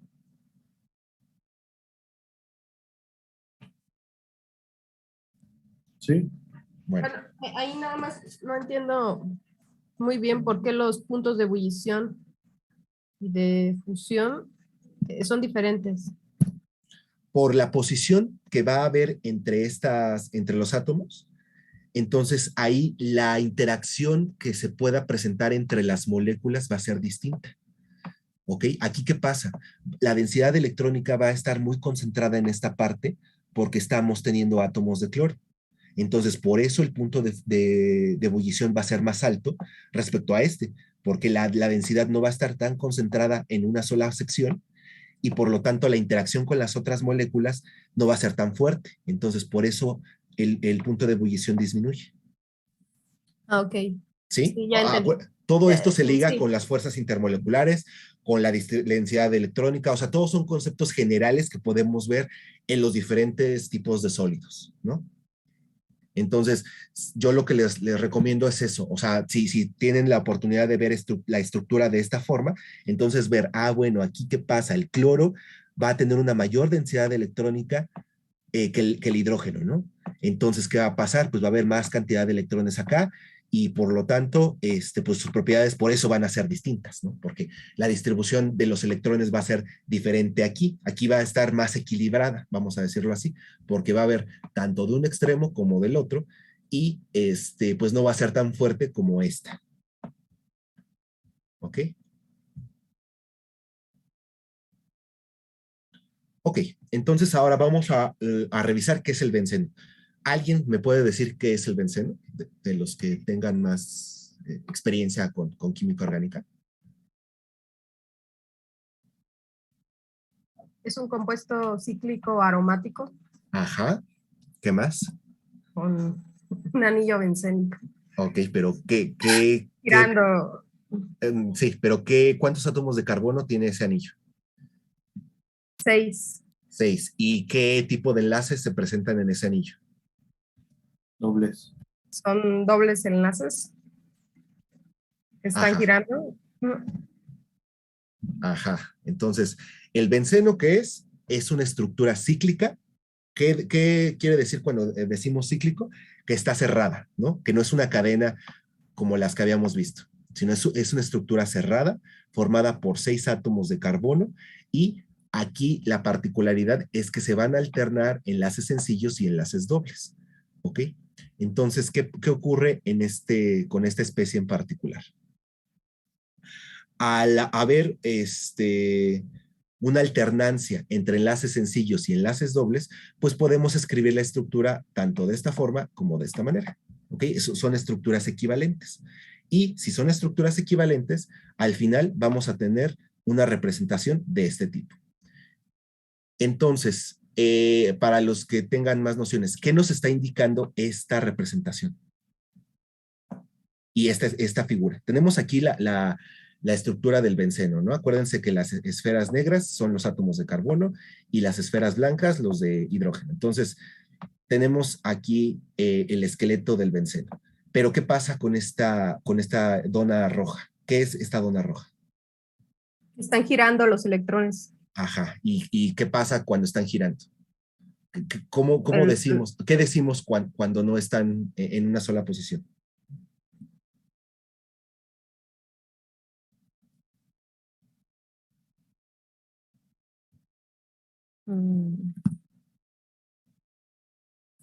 Que hay resonancia. Exactamente, y que están deslocalizados, ¿ok? Como podemos tener estas estructuras equivalentes en el anillo de benceno, lo que ocurre es que los electrones de estos dobles enlaces van a estar girando a lo largo de toda la estructura, porque es una estructura cerrada, y por lo tanto los electrones van a estar deslocalizados, y por eso podemos representarlo de esta manera, ¿sí? Este círculo aquí nos está indicando que va a haber electrones deslocalizados, o no va a haber electrones en una posición específica, ¿sí? Y van a formar esta nube electrónica que vemos acá en amarillo. La que se formaba aquí, ¿sí? Esta es la estructura del carbono, y esta donita en amarillo son todos esos electrones que no van a estar localizados, es decir, que se van a estar moviendo a lo largo del anillo bencénico, ¿ok? ¿Y por qué es importante revisar el benceno? Porque es el principal compuesto que nos va a dar propiedades aromáticas dentro de la química orgánica, ¿ok? Y bueno, además de otras propiedades, ¿no? Entonces, por eso hay un apartado muy especial para el benceno, ¿ok? Y bueno, además de que de este benceno, podemos encontrar otro tipo de estructuras como esta, que es el cinamaldehído. ¿Alguien sabe de casualidad qué es el cinamaldehído? Es lo que huele la canela, ¿no? Exactamente. Este compuesto es el responsable del olor de la canela.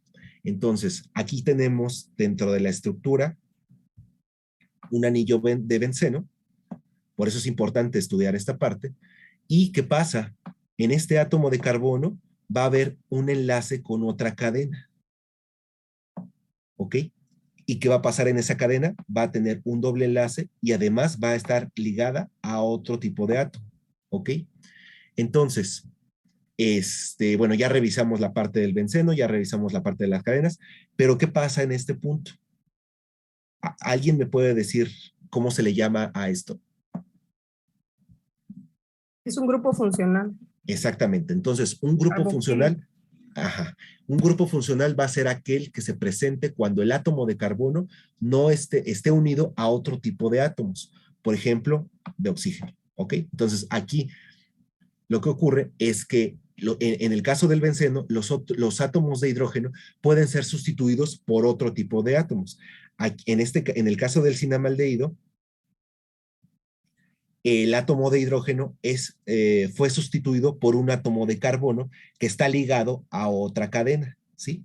Y además esa cadena presenta otra cosa a la que le vamos a llamar grupo funcional, que son aquellos enlaces que se van a presentar entre átomos de carbono y otro tipo de átomos, como el átomo de oxígeno. ¿Ok? Entonces, bueno, específicamente en el caso del benceno, podemos tener, por ejemplo, estos dos. ¿Alguien sabe cómo se llaman estos dos?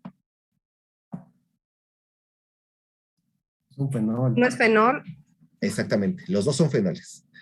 Sí, los dos. Nada más que uno está representado con los dobles enlaces alternados con enlaces simples y los otros están representados únicamente por el círculo dentro del anillo de benceno. ¿Ok? Entonces, ambas representaciones son válidas y las pueden encontrar en la nomenclatura. Y bueno, como ya lo comentaban, específicamente a este compuesto se le llama fenol. ¿Por qué creen que se le llame fenol? ¿Qué pasa en ese nombre? ¿Qué terminación tiene? De alcohol. Exactamente, ¿no? Entonces, como está formado por un hidroxilo, que es un grupo que representa a los alcoholes, entonces el nombre es fenol, ¿sí? que es el nombre común. El nombre con otra nomenclatura pues va a ser distinto. Pero bueno, entonces estábamos hablando de los grupos funcionales que van a ser aquellos donde los átomos de carbono van a estar ligados a otro tipo de elementos. Entonces, los grupos funcionales más comunes que pueden encontrar en la química orgánica son los alcoholes, donde precisamente vamos a tener un radical, que puede ser una cadena de carbonos, unida a un grupo de este tipo, que es un grupo hidroxilo. Los éteres, bueno, vamos a continuar. La fórmula condensada sería esta, o sea, nada más representando R va a ser un radical, va a ser una cadena de carbonos cualquiera, Y bueno, aquí tenemos un ejemplo. ¿Ok? Entonces, este sería el etanol. ¿Por qué el etanol? Porque tenemos 2 átomos de carbono y esa cadena de átomos está unida, está enlazada con un átomo de oxígeno que además tiene un átomo de hidrógeno. Entonces, a este conjunto de átomos, vamos a decirlo así, les vamos a llamar alcoholes y específicamente etanol. ¿Sí? Otro grupo funcional son los éteres. Aquí ahora va a haber 2 radicales que pueden ser iguales o distintos y esos radicales van a estar unidos a un átomo de oxígeno. Nuevamente tenemos la fórmula condensada y tenemos un ejemplo y bueno, este sería el nombre, ¿no? Dimetil éter. Los aldehídos, cetonas, ácidos carboxílicos y ésteres van a compartir algo. ¿Qué van a compartir? El oxígeno. Pero, ¿qué pasa con el oxígeno? El doble enlace. Exactamente, ¿no? Entonces, estos 4 grupos funcionales van a compartir esta parte. A esta parte le vamos a llamar grupo carbonilo. Y ahora, ¿qué los va a diferenciar? Lo que esté enlazado al átomo de carbono. Entonces, en el caso de los aldehídos, ahora el carbono, que va a estar en este grupo carbonilo, va a estar enlazado a un hidrógeno. Las cetonas van a estar representadas por un átomo de carbono unido a un radical cualquiera. Los ácidos carboxílicos ahora van a estar identificados por este grupo que estamos viendo acá. Y los ésteres van a poder identificarse por la unión del carbono del grupo carbonilo con este tipo de grupos. ¿Ok? Entonces, en estos 4 casos, el grupo carbonilo es lo que van a tener en común, pero lo que va a ser diferente va a ser la especie que esté unida al átomo de carbono de ese grupo carbonilo. Entonces, bueno, aquí tenemos a los aldehídos, esta es la fórmula condensada y esta es la fórmula, es uno de los ejemplos, ¿no? Y el nombre, lo mismo. La fórmula condensada, un ejemplo, fórmula condensada, un ejemplo, fórmula condensada, un ejemplo. Ahora, vamos a hacer una pregunta acá. ¿En cuál de estos 4 ejemplos ustedes podrían predecir la presencia de puentes de hidrógeno?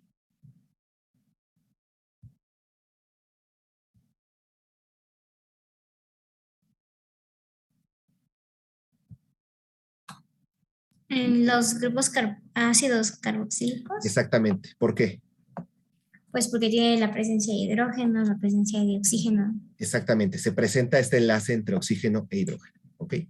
Entonces, aquí, como ya vimos, en este ejemplo va a ser el único donde se presenten puentes de hidrógeno y por lo tanto, en todos los demás va a haber propiedades distintas. O sea, que quiero decir que dependiendo del grupo funcional que esté presente dentro de un compuesto orgánico, van a ser las propiedades, bueno, primero, va a ser el tipo de elementos que van a estar presentes, va a definir también el tipo de interacciones que va a haber entre las moléculas de esas especies y por lo tanto las propiedades van a ser distintas. ¿Ok? Entonces, por eso es muy importante revisar esta parte de grupos funcionales. Y bueno, por último están las aminas. Las aminas están representadas por la unión de 2, o bueno, mejor dicho, de 3 radicales distintos a un átomo de nitrógeno. ¿Ok? Estos radicales pueden ser átomos de carbono, pueden ser átomos de hidrógeno, pueden ser cadenas largas, cadenas cortas, lo que sea, ¿no? Aquí tenemos la fórmula condensada y aquí tenemos un ejemplo. Entonces, en este caso, uno de los radicales es una cadena de carbonos, el otro radical es un oxígeno y el otro radical es es un hidrógeno y el otro radical es otro hidrógeno. ¿Ok? Entonces, bueno, en cada caso hay reglas para la nomenclatura, hay casos especiales o situaciones especiales que habría que revisar y demás, pero igual, esto lleva mucho tiempo, ¿no? Entonces, lo importante aquí es que ustedes conozcan que existen estos grupos funcionales y cuáles son las características generales de cada uno de ellos. ¿Ok? Entonces, bueno, ya que hicimos este breve recordatorio de química orgánica, vamos ahora sí a entrar a la parte de polímeros. Entonces, ¿qué son los polímeros? Cuando ustedes escuchan la palabra polímero, ¿qué ¿Qué se imaginan o qué les viene a la mente? Polis son muchos y Ajá. meros son, pues, como, bueno, no sé cómo definirlos, pero sería como, pues, como una cadena o un lugar en donde hay muchos monómeros o muchas unidades llamadas monómeros. Ok. Sí, exactamente, ¿no? Entonces son macromoléculas, vamos a definirlos como macromoléculas que van a tener cadenas muy, muy largas. Y esas cadenas van a estar formadas por algo que vamos a denominar monómeros. ¿Ok? Entonces, ¿qué propiedades van a tener los polímeros? Pues que van a tener pesos moleculares muy, muy altos. ¿Por qué? Porque van a ser macromoléculas muy largas. Entonces, es entre el rango entre en los que podemos encontrar a los pesos moleculares de estos polímeros va entre 10,000 y 1,000,000 de gramos por mol. O sea, son pesos muy, muy grandes. ¿Sí? Van a ser de manera general materiales muy durables. ¿Por qué? Porque van a ser, al ser cadenas tan largas, los enlaces covalentes van a ser muy fuertes entre ellos. Entonces vamos a necesitar, y va a haber muchos enlaces. Entonces vamos a necesitar mucha energía para poder romperlos o para poder separar a estos monómeros, ¿no? Entonces, ¿a qué se debe esta durabilidad? A las cadenas, a la longitud de las cadenas, a las interacciones intermoleculares que existan entre estas cadenas y, bueno, eso va a llevar a que los puntos de fusión y ebullición también sean muy altos, ¿ok? Entonces, aquí también tiene que ver con el peso molecular que tengan, ¿no? Y las interacciones intermoleculares. O sea, aquí ya todos los conceptos que hemos revisado ya están unidos unos con otros, ¿no? Ya están ligados. ¿Qué otra propiedad van a presentar? Bueno, en general van a ser amorfos, pero también van a tener ciertas regiones cristalinas. Entonces, aquí les hago una pregunta. ¿Creen que estas porciones cristalinas cambien las propiedades de los polímeros o realmente no tengan relevancia en este aspecto? Yo digo que claro, pero por supuesto que sí. Sí, ok. Entonces, más adelante vamos a revisar qué propiedad específicamente es la que se ve afectada por estas regiones cristalinas, a pesar de que sean muy pequeñas. ¿Ok? Y bueno, ya como todos sabemos, pues los polímeros se utilizan en muchas cosas, ¿no? Principalmente los utilizamos como materiales para envasado o para empaquetar algún tipo de líquido. Por ejemplo, aquí podemos ver botellas, o de sólidos, o embalaje en general. Pero también los podemos utilizar para dispositivos como estos. ¿Alguien se imagina qué es esto?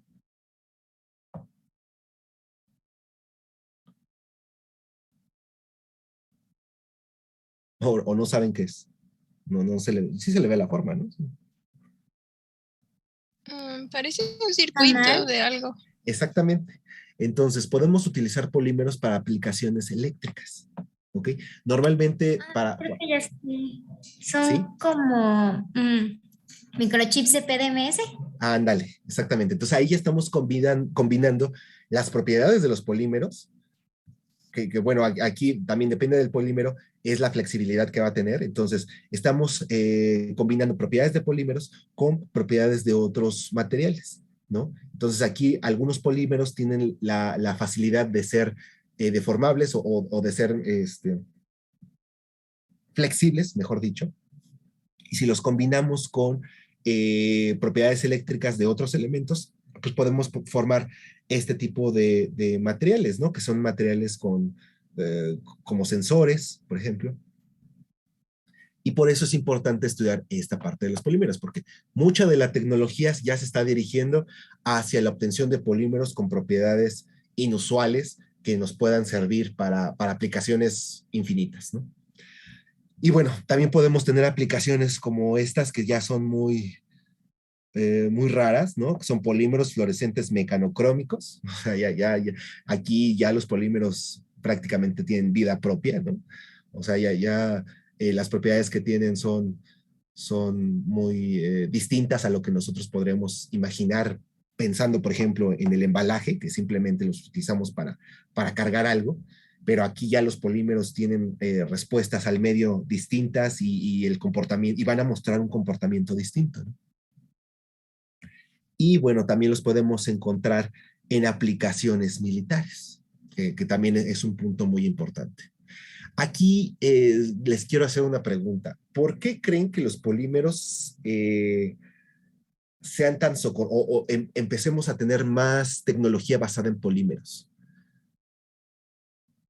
¿Por qué se imaginan que esta parte de polímeros es importante?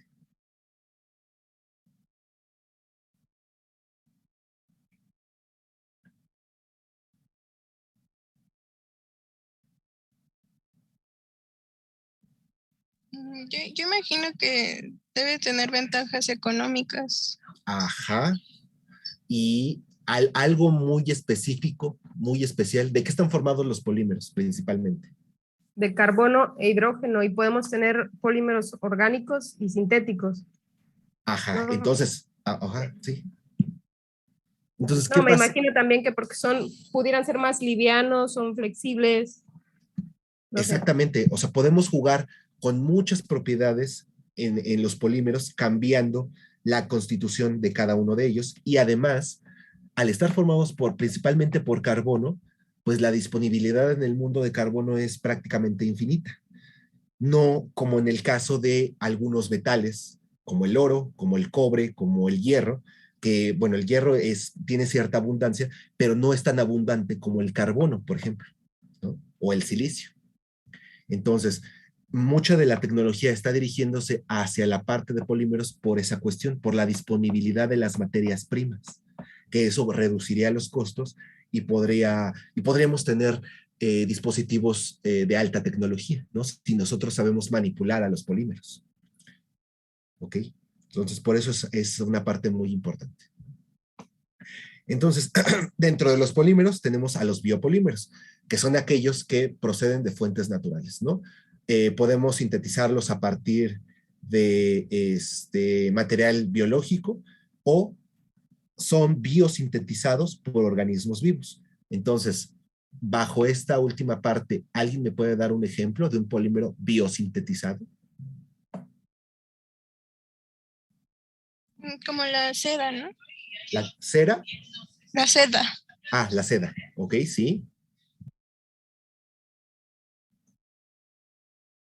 ¿Qué otro polímero?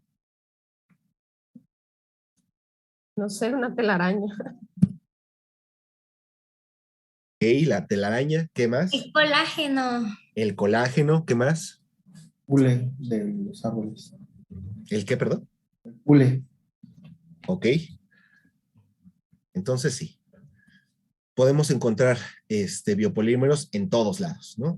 El quitosano es uno de ellos. Entonces aquí el quitosano puede provenir de los camarones o también de las cucarachas.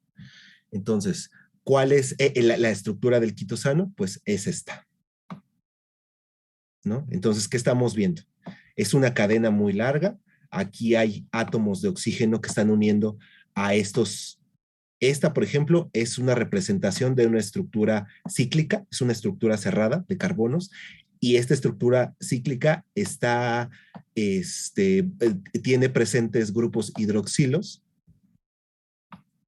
cadenas con grupos hidroxilos, y además tenemos aquí nitrógenos. ¿Ok? Entonces, todos estos grupos presentes en el quitosano son los responsables de las propiedades que va a presentar este polímero en especial. La Aquí, resina también, ¿no? resina, sí. Aquí tenemos otro que es el colágeno. Entonces, aquí vemos que el colágeno, pues es solamente una parte de toda la estructura que forma el colágeno, ¿no?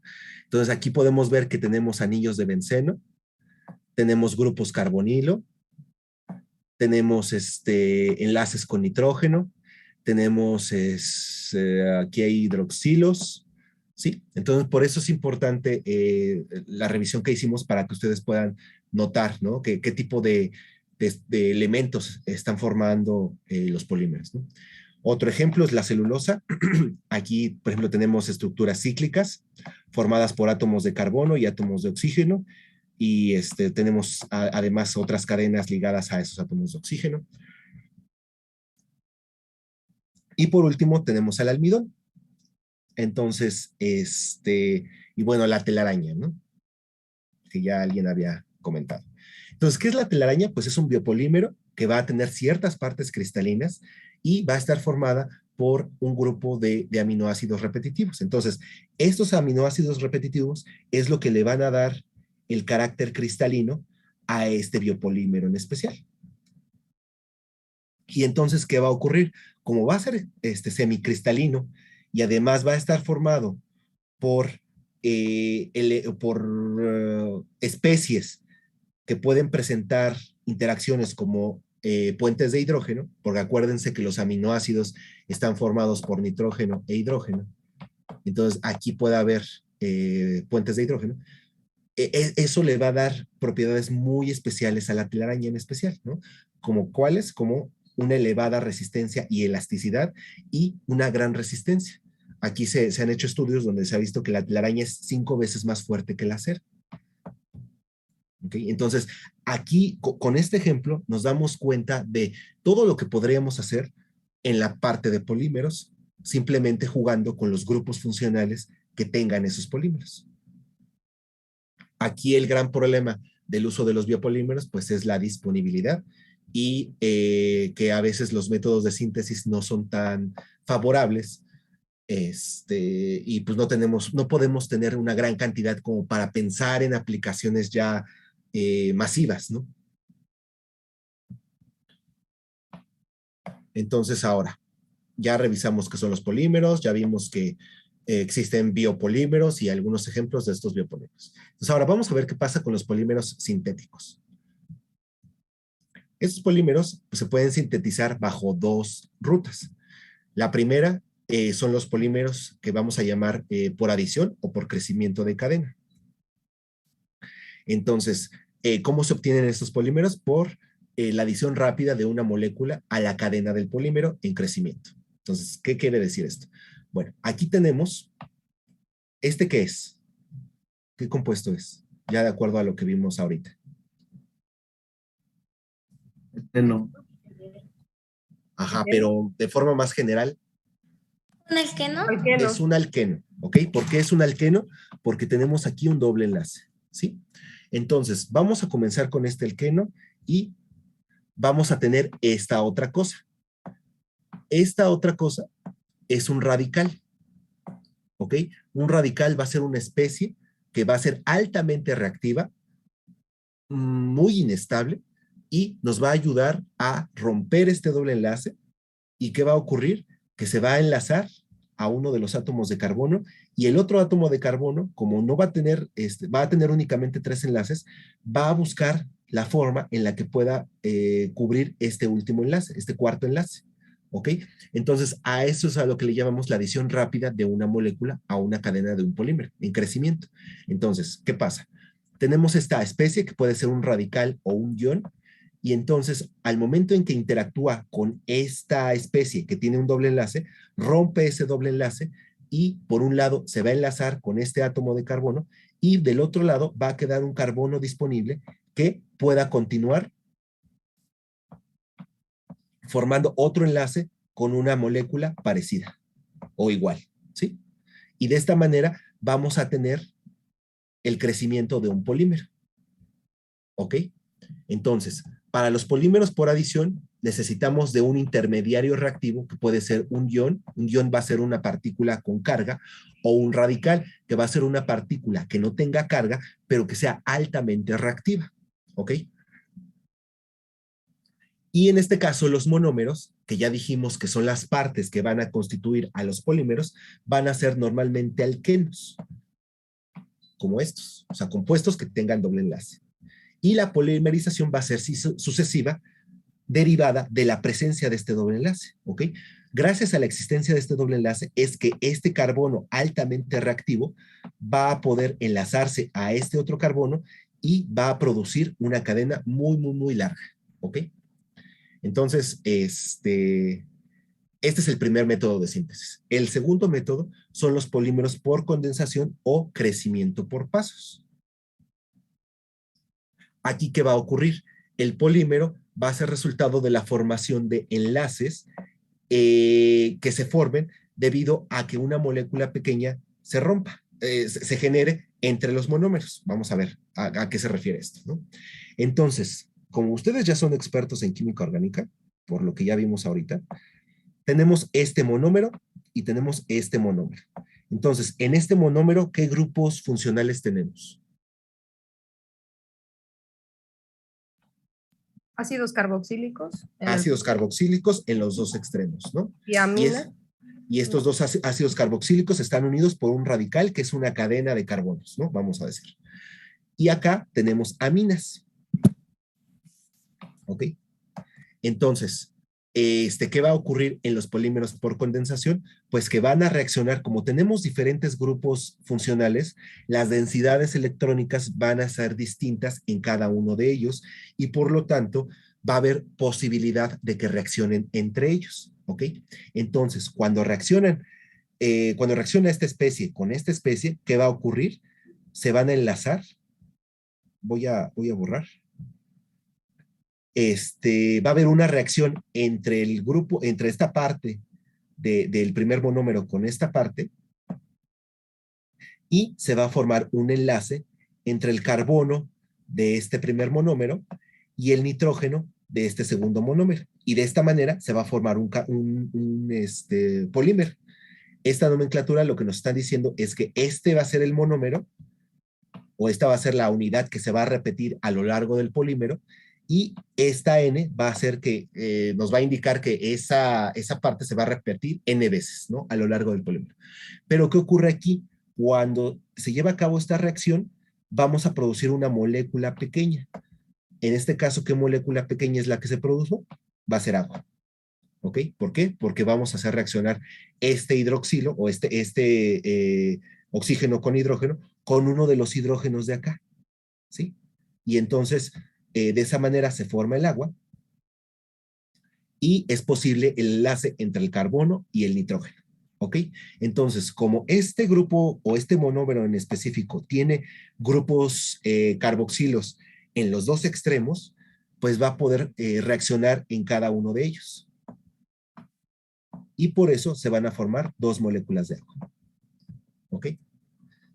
Entonces, bueno, dentro de las moléculas pequeñas que se pueden formar, ya vimos que puede ser molécula de agua, también pueden ser amidas, que es otro grupo funcional que no vimos, pero bueno, es nitrógeno con carbono, y ésteres, ¿ok? Después de la condensación. ¿La condensación a qué se refiere? A la unión entre los dos monómeros para formar un polímero. ¿Sí? Y en este caso podemos utilizar cualquier tipo de molécula.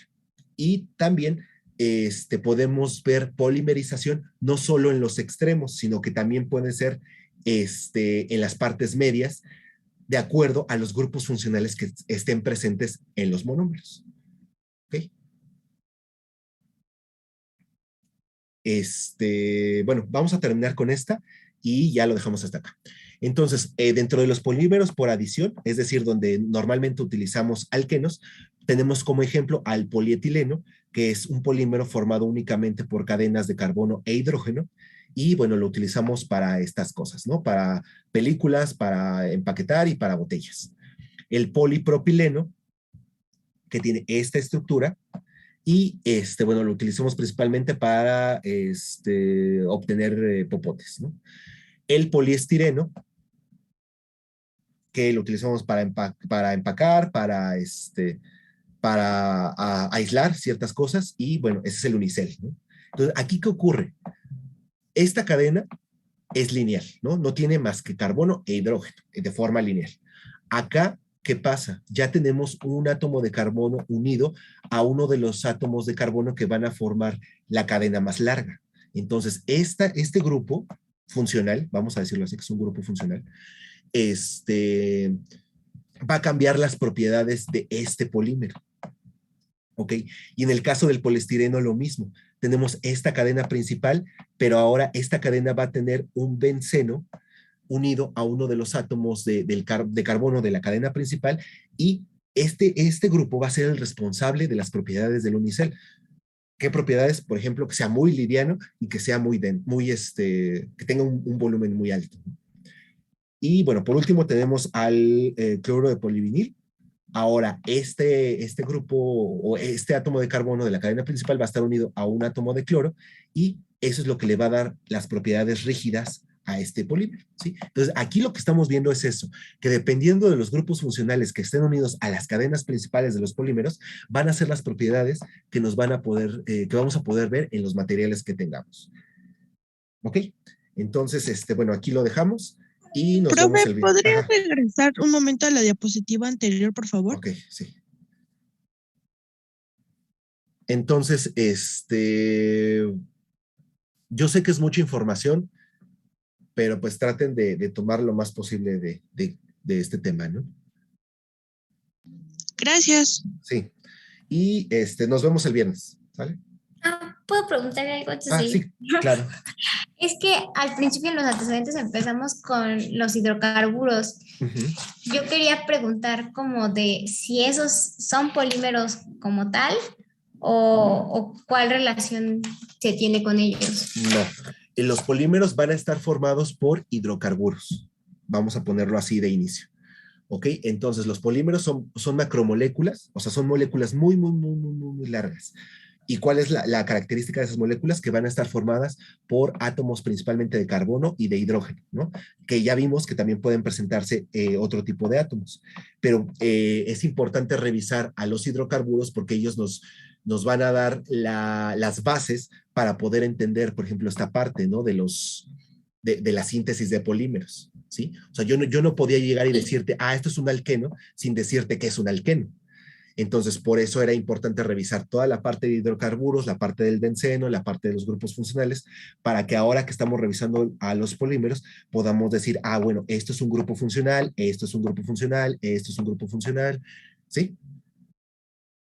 Ok, es que, bueno, tenía esa confusión porque en algún paper que leí sobre Rosalind Franklin, que hablaba sobre, sobre precursores de grafito, y hablaba en específico de diversos polímeros, menciona, por ejemplo, la dibenzatrona, que también es un compuesto aromático, pero como tal, yo pensé, pues es que esto no es un polímero. Entonces tenía como la confusión de por qué se reportaban algunos, más que nada como ese tipo de compuestos aromáticos, como si fueran polímeros. Ok. Sí, sí, vamos a hablar de ello en la próxima clase, ahorita ya son las 12, pero sí, vamos a hacer una aclaración al respecto. Muchas gracias. Sí, no, de qué. Entonces, nos vemos, ¿sale? Ya son las 12 y no sé si tengan otra clase. Sí, gracias, bye. Ok, bueno, cuídense. Gracias, Doc. Hasta luego. Hasta luego.